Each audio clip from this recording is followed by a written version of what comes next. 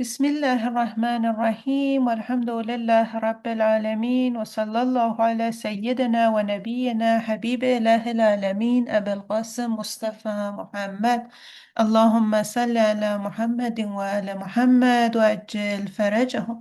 Hello everyone, welcome to the 14th week of second level of Tadabbur on the Quran. Today we're gonna have the rest of the chapter 78, Surah An.Naba. We had verses 1 to 16 last week. Today we're gonna have verses 17 to 40. We had the first and second paragraphs last week, and today we're gonna have third and fourth paragraphs, and then the conclusion of this chapter. I'm gonna have a quick review on what we had last week. Bismillah ar-Rahman ar-Rahim. In the name of Allah, the entirely beneficent, the ever merciful. عما يتساءلون عن النبأ العظيم الذي هم فيه مختلفون كلا سيعلمون ثم كلا سيعلمون.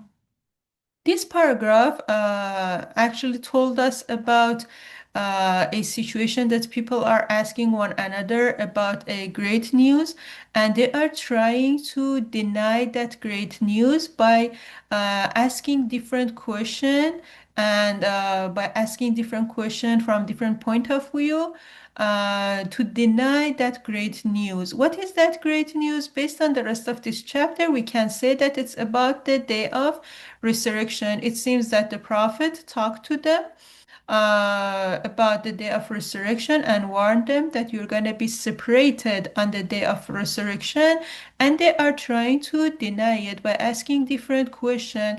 For example, some of them said God doesn't have enough power to do that. The other group said God doesn't have enough knowledge to do that, and these stuff. This kind of a question, they were not actually a real question. They were just trying to bring an excuse to reject that great news. And God rejected all of them by saying, Kalla sayalamun, definitely not, they will soon know. And it was kind of a threaten also in the verse 4th and 5th to tell them that the great news that you are trying to deny, it's gonna happen soon and you will see it, you will know about it. So it was the first paragraph. What are they asking one another about? About the great news, that which they differ about? Definitely not. They will soon know. Then, definitely not. They will soon know. So this was the first paragraph, and the main goal of this paragraph was rejecting denial questions about the great news of the day of separation. Then second paragraph was several reasons that God provided to prove his power, his knowledge, his wisdom, his kindness, and all of these things that they were trying to question about it. God provided these reasons, which are actually the sign of his power, the sign of his wisdom, the sign of his knowledge, and it was actually a kind of a proof for the day of resurrection. If they don't believe that God doesn't have enough power, then they can look at this world and the creation, and then they will know that God has enough power, and of course, He has enough knowledge, and of course, there is a wisdom behind this magnificent creation and all of this stuff. So it was ألم نجعل الأرض مهادا والجبال أوتادا وخلقناكم أزواجا وجعلنا نومكم سباتا وجعلنا الليل لباسا وجعلنا النهار معاشا وبنينا فوقكم سبعا شدادا وجعلنا سراجا وهاجا وأنزلنا من المعصرات ماء ثجاجا لنخرج به حبا ونباتا وجنات ألفافا. These verses include several reasons to prove God's power and His wisdom and His knowledge. Have we not made the earth a suitable place or a cradle, and the mountains as stakes? And we created you in pairs, and we made your sleep for rest, and we made the night as a covering, and we made the day for livelihood. And we constructed above you seven strong skies, and we made therein a burning lamp, and we sent down from the rain clouds pouring water, that we may bring forth thereby grain and vegetation and entwined gardens. So through all of these stuff, God invited us to think about them, look at them, go to the nature, and think about this creation, and then you will see enough signs for God's power and His wisdom and His knowledge and whatever that you need to believe in the day of uh, separation. And then, so it was the second paragraph, and then third paragraph. To this point, God was all talking about that great news that they were trying to reject, and then He told us about some reason to prove that He has enough power and knowledge and this stuff. But what is that great news? Now He is telling us about that great news that people were trying to reject it. What was that? إن يوم الفصل كان ميقاتا. Indeed, the day of separation is an appointed time. Based on this verse, we can find out that the great news that people were trying to deny it, it was the day of separation. And now God is emphasizing with this sentence, there is inna at the beginning of it, which means emphasize. God is emphasizing that the day of separation is going to happen, and it is an appointed time. يوم ينفخ في الصور فتأتون أفواجا. The day when the trumpet will be blown, you will come forth in crowds. The trumpet will be blown is a sign for the resurrection. The trumpet will be blown two times based on the Quran. The first time that the trumpet will be blown, everyone will die, even the angels, everyone will die. There is not going to be any live creature, and it will be only God. And then the second time that the trumpet will be blown, everyone will rise from the grave, and all dead body became alive. So this is actually the second time that on that day, now God is describing that situation, and God is describing the day of separation. On that day, the trumpet will be blown, and all of you will come forth in crowds. وفتحت السماء فكانت أبوابا, and the sky will be opened, then will become gateways. The sky, which is described in Quran several times, it's actually seven skies, which we saw it also in the second paragraph in this chapter and also in other chapters, that God told us there are seven skies above you. Whatever that we see now is only the first sky. It doesn't matter how much we go into space. It's all the first sky. The second sky is not reachable for us. The nature of the second sky is different from this world. And then the nature of the third sky is different from the second sky. All of these seven skies together are introduced as seven paths in Quran. سبعة حرائق. There are seven paths above you, and these paths are a connection between the earth and the God's throne. And through this, seven paths are actually the message from God are sent down to the prophet, and the angels bring those message to the prophet and this stuff. These seven skies are a connection between the earth and God's throne, and these are not reachable for us now. It's all closed. We can see only the first sky. But on that day, the sky will be opened, and you can see the other skies, and you can see the God's throne. Why? Because that is the day of judgment, and people should be judged. So the earth and we on the earth should be connected to the God's throne. And this sky, which is above us, it's gonna be open on that day, and it's gonna be like a gateway.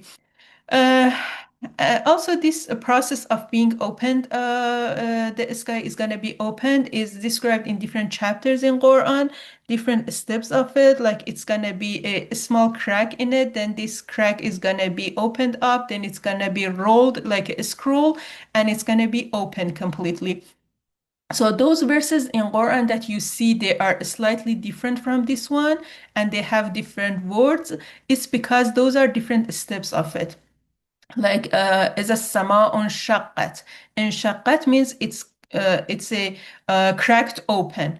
So these are actually different step of it. There is gonna be a small crack in it, then انشقت, crack open, and then it's gonna be roll up like a scroll, and then it's gonna be completely open, and it's gonna be like a gateway.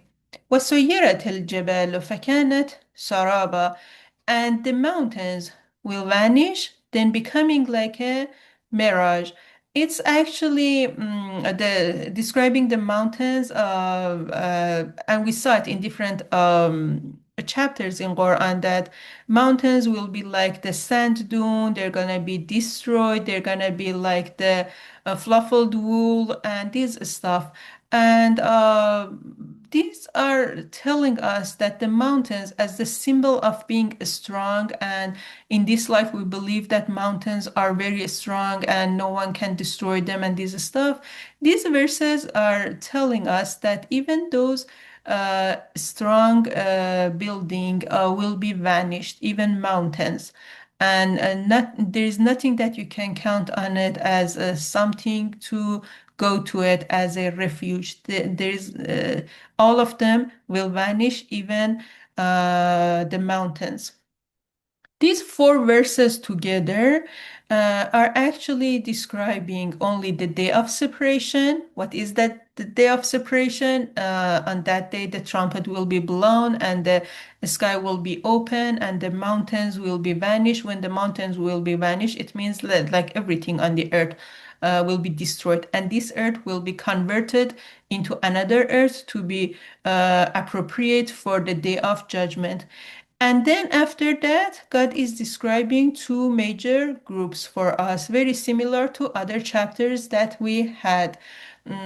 Because and at the verse 17, God said the day of separation. So separating what from what? Those two major groups are described in the verses 21 to 36. The first group in the verses 21 to 30, and the second group in the verses 31 to 36. So let's read about the first group. Let me change the position of the camera again. Okay. So, إن جهنم كانت مرصادا. Indeed, hell has been lying in wait. Hell is a place that God created it, and it's gonna be the place for the first group. للطاغين مآبا, for the transgressors, a place of return. So for the first group, the transgressors, hell is waiting for them. And this is gonna be their place. This is gonna be the place that they're gonna return to it. لابثين فيها أحقابا, in which they will remain for ages. Ahqab, which I translated into ages, is actually every 80 years, 80. Every 80 years is one huqub, and ahqab means the periods of 80 years. For example, we say every 100 years is a century. Every century is 100 years. When we say centuries, it means the periods of 100 years. So ahqaban means the periods of 80 years. They're gonna stay on that place in the hell for different periods of 80 years. These 80 years, each of them is a level of punishment, and it's actually in some codes that people will be punished for each of their sin for 80 years, then for the next sin, then for the next sin, in different level of the punishment, but each of them 8 years, which is a lot. It's huge. It's saying it, and the numbers are easy to say, 80 years. But it's a lot. 80 years is a life.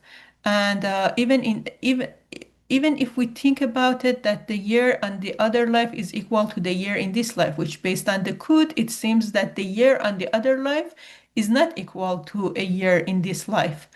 So even if it is, 80 years is a lot. It's a life, and people will be punished on those periods for only one sin. And again, based on several verses in Quran, those who are not completely dark, and their soul is not completely dark, and they just did some sin, some wrong stuff, they will be punished for several periods of time. Then, when they are clean, they will go to heaven. But some people will stay in hell forever, who are like completely dark. If their soul is completely evil and dark, they will stay in the hell forever. And in these 80 years, after each step, their punishment will be worse and worse. Why? Because in this life, in each step of their life, they did worse and worse, and they actually they every time that God sent down a message to them, they try to deny it, and they became worse and worse in this life. So on the other life, their punishment will be worse and worse. As I said, the punishment on the other life is actually the same thing that we did in this life. It's the nature of our deed in this life, and we will see it on the other life. If we do better and better, we will see better and better rewards on the other life. But if we do worse and worse, we will see worse and worse on the other life. So this verse is telling us that they will remain at that punishment for ages. لا يذوقون فيها بردا ولا شرابا. They will neither taste therein any coolness nor any drink. There is nothing for them to feel comfortable a little, like any coolness, nothing. There is no drink. But there is something to drink, actually. إلا حميما وغساقا, except boiling water and foul purlents. So لا يذوقون فيها بردا ولا شرابا إلا حميما وغساقا. They will neither taste therein any coolness nor any drink except something. What is that thing? Boiling water and foul purlents. Um, Actually, I want to invite you here to have a moment, take your phone and search it, full prevalence, and just imagine yourself that you are drinking and eating something like this. It's really disgusting.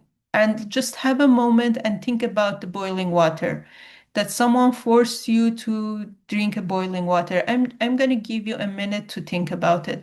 We're not here only to translate these verses and skip them, go to the next verses. We're gonna think about it. We're gonna go through it by our heart and be connected to these verses. Just think about this hamima wa ghassaga, that we are in a hell, we are in a hot place, we are in hell, and there is nothing nice in it, there is nothing comfortable in it, and there is no coolness, there is nothing to drink except boiling water and full purlents. Just imagine it. I'm going to give you 1 minute, and I want to be quiet. Just think about these verses, and think about how awful is this kind of a stuff.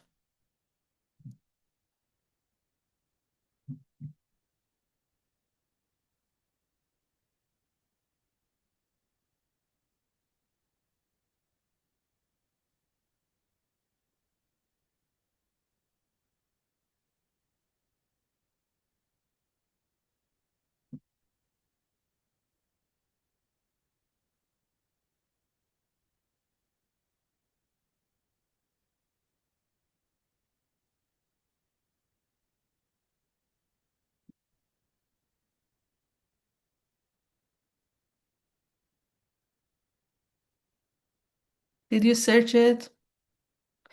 This full prevalence based on the other verses in Quran, and it's actually from their own body and the body of the other uh, people in the hell. That from their wound and when they are in the fire, from that actually from their wound, there gonna be some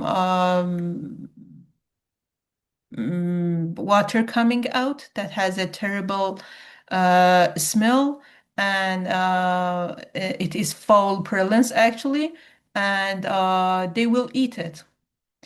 And they're actually eating something very disgusting from their own body and from the body of the other people in the hell. These are just a tiny part of the punishment in the hell, and it's not for like 1 minute or 1 day or 1 hour. It's for ages, and each of those period of the time is 80 years. I believe that the other things in Islam, all of it, even Tawheed, which is oneness of God, believing in the prophets, accepting imams, accepting justice, all of these things are based on this one. All of them is based on the believing in the day of separation and believing in the day of resurrection. This is, I believe, this is the most fundamental thing in Islam and also in other religions. If people don't believe in the day of resurrection, if they don't believe in the day of judgment, they cannot accept other things. They cannot follow other orders. And if even if they are blindly following those orders, it's worthless. They can do any mistakes, any wrong stuff, but believing on that day, believing that one day this sky is going to be open, you will see God's throne directly, you will be judged by God, and you will see your transcript, whatever that you did in your life, step by step, one by one, all of them, even those tiny stuff which you forget most of them, all of them are recorded and you will see them, all of it. And if you have something wrong, you'll be punished because of that. If we believe in that, of course we will behave. This is a, what they call it, this young generation, they say game changer. Yeah, this is a game changer. It changed everything in your life. And we should believe that as long as we are in this life, we can change that transcript. If we have something wrong that is recorded in our transcript, we can try to change it. If we ask God for forgiveness, if we did something wrong about someone, we have to go to apologize and we have to pay for our mistakes in this life. In this way, we can purify ourselves.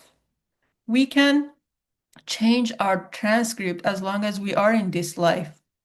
This is the most important belief in all religion. Without believing in the day of resurrection, all of those good things that we are doing, all of those deeds that we are trying to do based on the holy books, I believe they're all like really worthless. We have to be connected to these verses through our heart. As I mentioned several times, that the verses that are describing hell and heaven are very easy to understand in terms of the terminology and grammars and this stuff. And when you read these verses, you can understand it easily. You don't need me to translate it for you. And maybe God provided these verses in a very easy way to understand to help us to be connected with it easily. So please keep reading these kind of chapters during the day in your pray and think about it. Think about it. So let's go to the rest of this chapter. These verses were actually some verses that describe the punishments for the first group. Now, in this point, as we think about all of this punishment and as I was talking about it, you may think that this is a lot. Why people should be punished that much? God is very kind. He's not going to punish us and this stuff.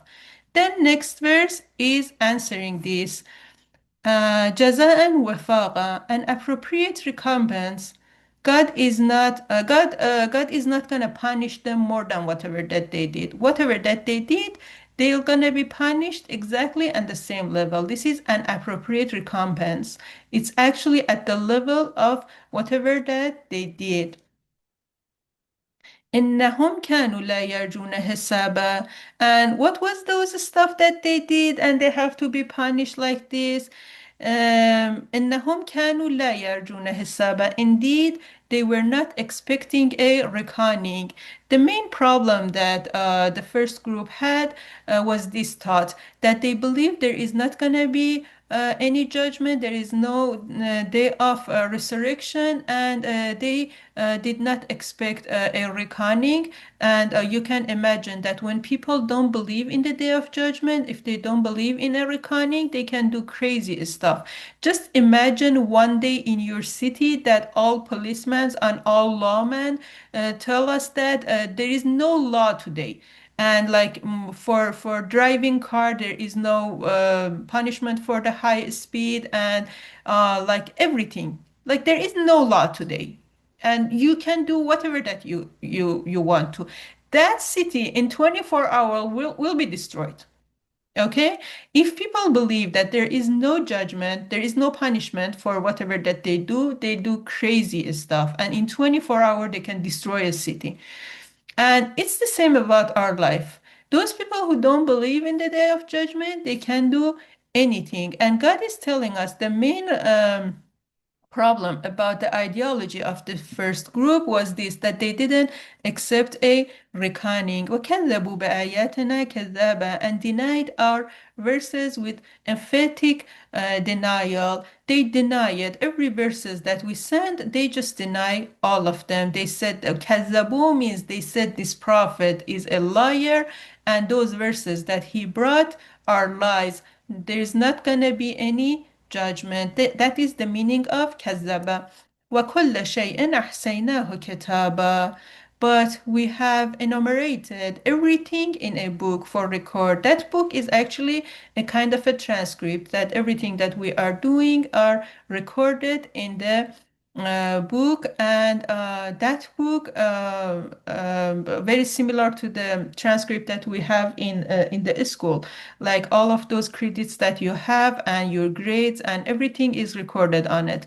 Everything is recorded in this book, and God is telling us, although they deny everything, but we recorded everything in their book. فَذُوقُوا فَلَن نَّزِيدَكُمْ إِلَّا عَذَابًا. So taste the punishment, then we will not increase you except in torment. Why is saying that we increase you in torment?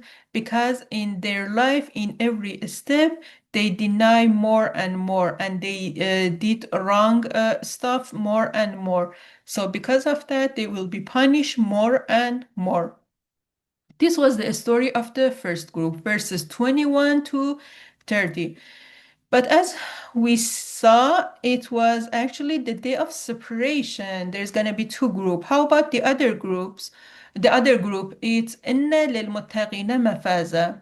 Indeed, for the righteous is attainment. The righteous, those people who try to keep thinking about the day of resurrection, and they try to behave and they were fearful of God, they will have a happy life. So, وحدائق وأعناب, gardens and grapevines.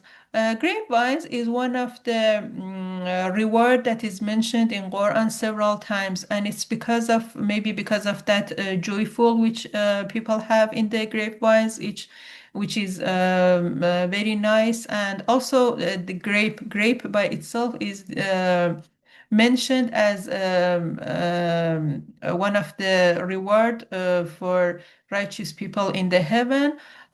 Several fruits are specifically mentioned in Quran as the fruits of the heaven. One of them is grape. The other one is pomegranate, and the people will be rewarded by these fruits.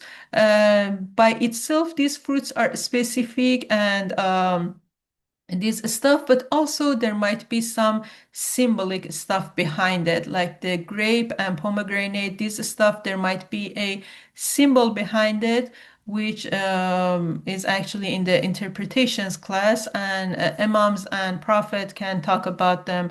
What is the symbol behind grape or pomegranate or like milk? Milk is one of the specific reward in the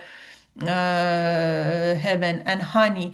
Each of them has a symbol. For example, the Prophet Muhammad sallallahu alaihi wasallam told us in a quote that the milk is the symbol of knowledge.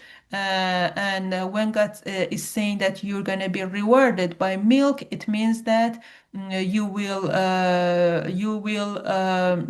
receive more and more knowledge in the heaven. And as also in other quotes, we've been told that people in the heaven will sit in the class, and the prophet and imams will teach them about many stuff to increase their knowledge. But what is the point of having more knowledge in heaven? It's weird, isn't it? No, it's not weird. It's actually a nice reward when you have more knowledge about God, about this stuff. You will enjoy more and more in heaven, and it's actually one of the reward in the heaven. And then وكواعب أترابا, and well-shaped companions of equal age or equal level.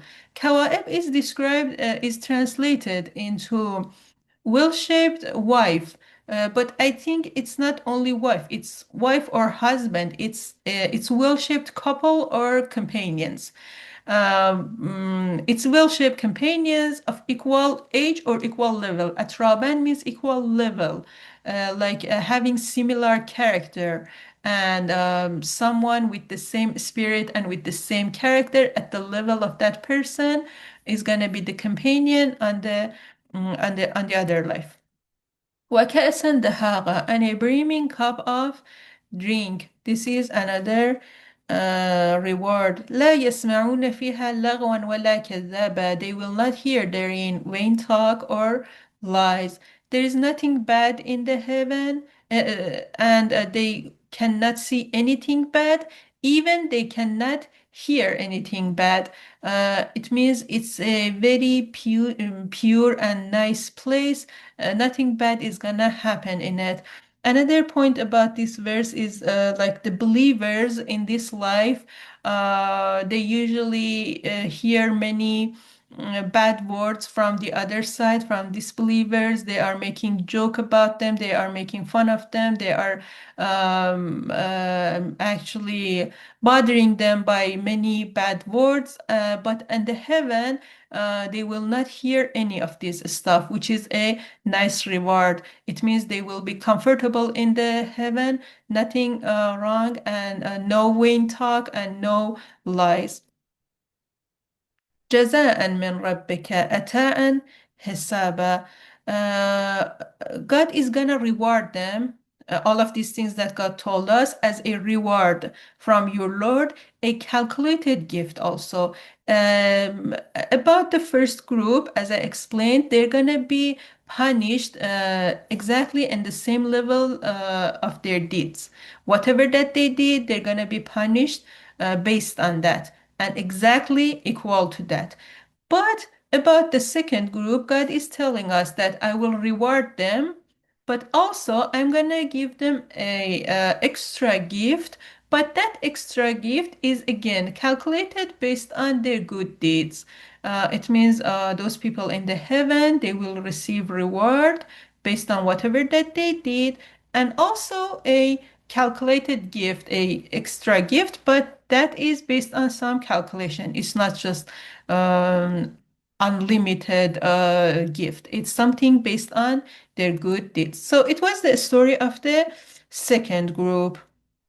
All of these stuff that God told us, like the verses 17 to 20, which was about the day of separation, and then the story of the first group and the story of the second group, all of these things is from the Lord of the skies and the earth. It means God has this designation, and this designation, He made this design, and He designed this world based on this, that you're gonna be separated in a day, and no one can say why, and no one can say we are gonna break this law, we are gonna stand against law, we want to do not let him to do that.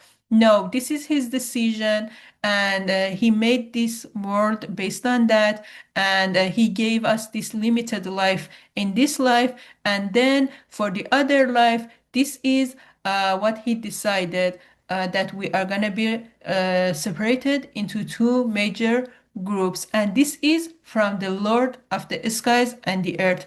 Some people may say that Rabb samawati wal earth is only about the second group, that they're gonna be rewarded, and that reward and that gift is from the Lord of the sky and seven. No, it's not like that. It's actually telling us that everything that I told you in these verses, from verses 17 to 36, is all from the Lord of the sky and the earth. How can I say that? Based on the rest of this verse, it's saying that from the Lord of the sky and the earth and whatever is between them, and it means the Lord of the sky and the earth and all of the creatures, all of them has a Lord, and that Lord made this decision. The entirely beneficent, Ar-Rahman. Ar-Rahman means he is the entirely beneficent on this life. It means he's gonna give the blessings to everyone. For example, rain is not only for believers, and like the food is not only for the believers.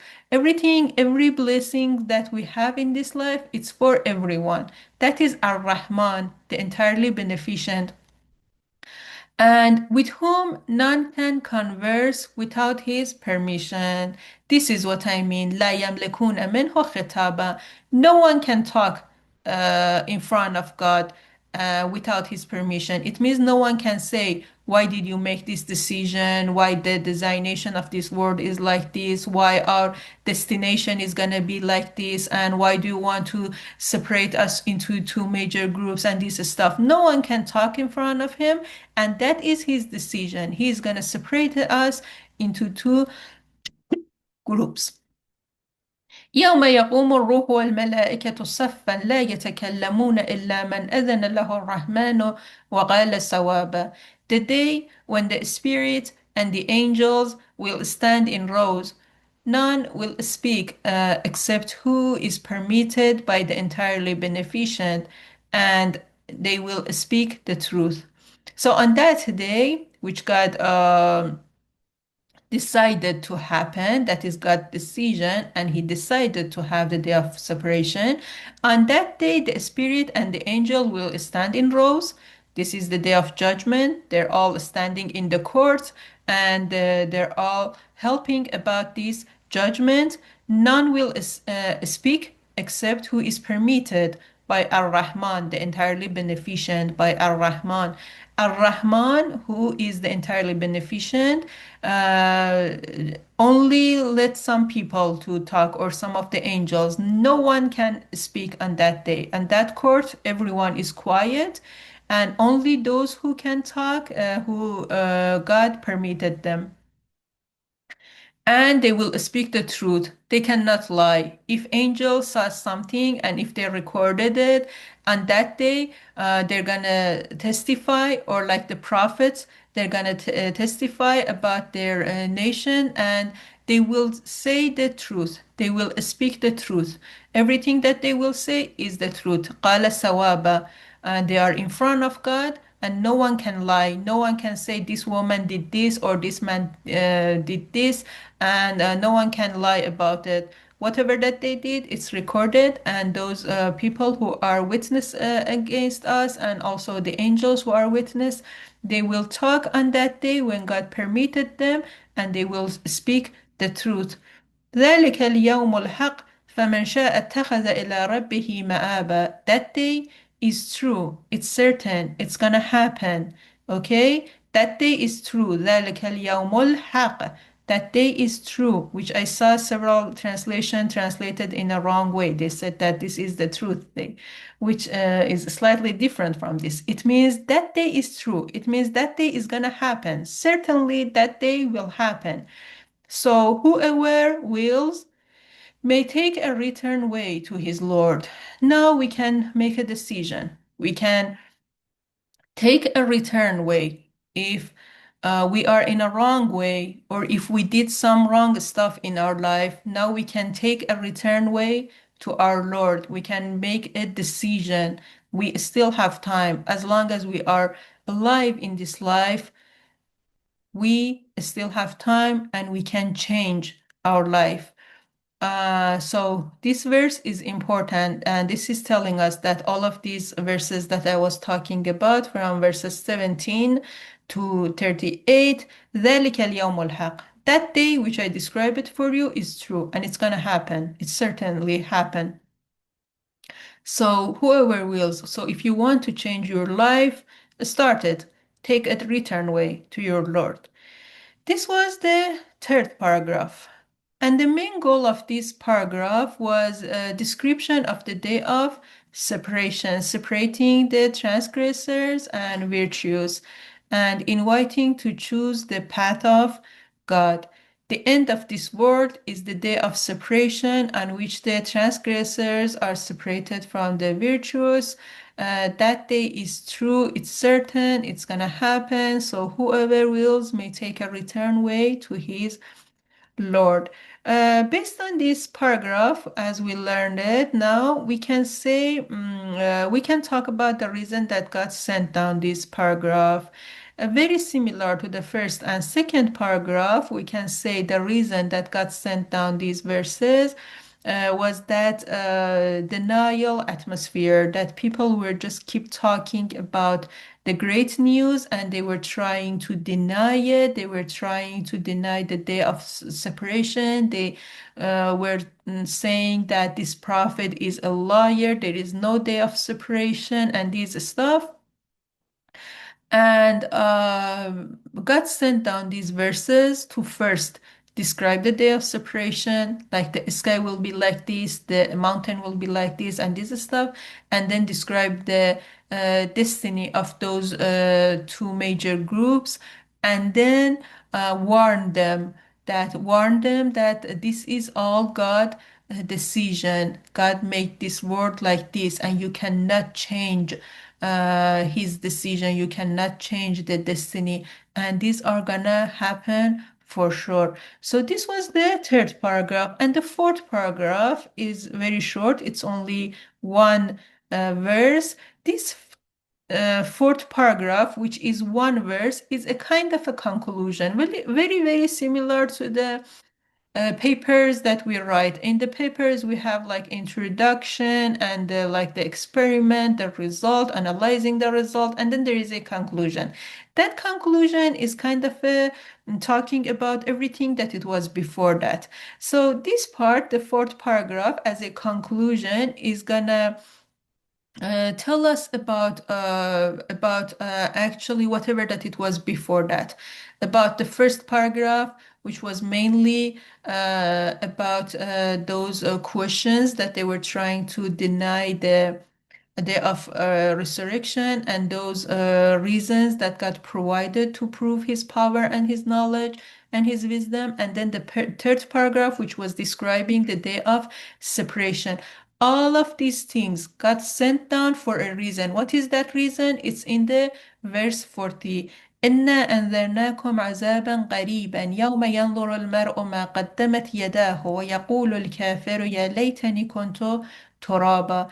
Indeed, we have warned you of an imminent punishment on the day when a man will observe with his hands what his hands have put forward, and the disbeliever will say, "Oh, I wish that I were dust."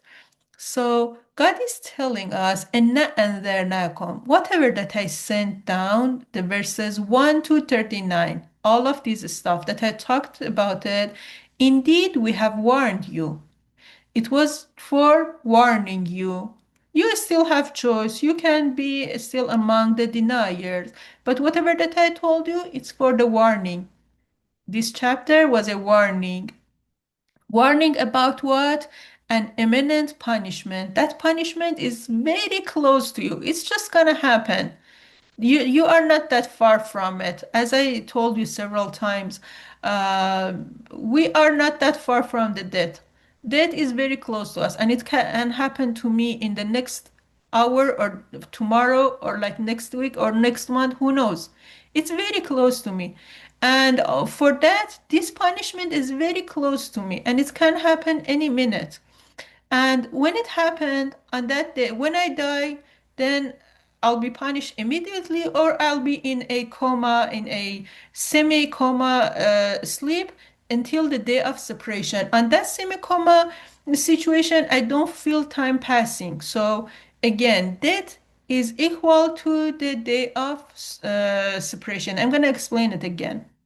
What does it mean? It means that when people die, immediately after that, they can go to hell or heaven. Some people, those who are very good and who are among the righteous, they will go to the heaven immediately. Some people who are very evil, they will go to the hell immediately. Some people who are average and their book is still open because they did something in their life and there is still something is being recording in their book. For example, their kids, if they are doing something, if they help in a charity and if they build a hospital, that hospital is still working and there's going to be still good deeds recorded in their book. So this kind of average people, which most of us are in this group, when they die, they will be in a semi-coma situation, in a sleep, which they don't feel time passing. And then in the day of resurrection, they will be alive, they will be back to life, and then they will see the day of judgment. So we can say that the first group that they will immediately go to hell or heaven, the day of separation is the same as the day of death for them. And the other group who will go to a sleep, when they woke up, they don't feel time passing. So again, death is equal to the day of judgment for them.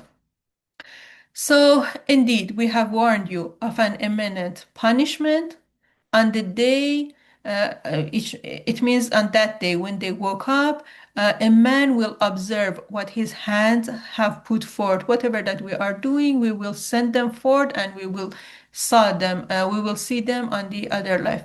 And disbelievers will say, "Oh, I wish that I were dust."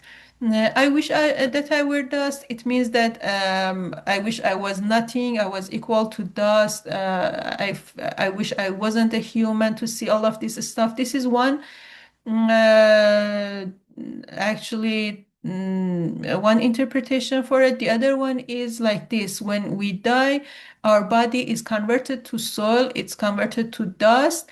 And this person, these disbelievers, they are saying that we wish we stay like a dust and we will never return to life. Being dust is much better than being punished like this. So it was the fourth paragraph. And as I said, the reason for this fourth paragraph is being like a conclusion for the whole chapter. God is telling us that these verses from 1 to 39 was warning. The reason that I sent down this chapter and these verses was to warn them, to warn you. What was the main goal of this paragraph? Neglecting the imminent punishment. People are still trying to deny the imminent punishment, and God is telling them that this imminent punishment is going to happen, and you cannot deny it. The punishment of the transgressors is coming. So, as a conclusion for the whole chapter, let's have a quick review, then you can ask your question. At the first paragraph, rejecting denial question about the great news of the day of separation, God told them that you cannot deny the day of separation by bringing this kind of a question. And God told them, "Kalla sayalamun," definitely not. You will see. That was the rejection of God against those questions. And second paragraph was several reasons to prove God's power, God's knowledge, and His wisdom. And those were proving the possibility and necessity of the day of separation. And third paragraph was description of the day of separation, separating the transgressors and the virtuous, and inviting to choose the path of God. And the fourth paragraph is standing against those people who were trying to neglect the imminent punishment. And all of these four paragraphs together was inviting human to believing in the day of separation as a most fundamental belief in Islam and in all religion. Without believing in the day of separation, people do crazy stuff and they will not follow the orders. The resurrection will certainly come and will be the day of separating the transgressors from the virtuous. Believe in it. Leave the transgressors now and join the virtues. So I'm going to stop the recording and then we can listen to the recitation. Then you can ask your questions.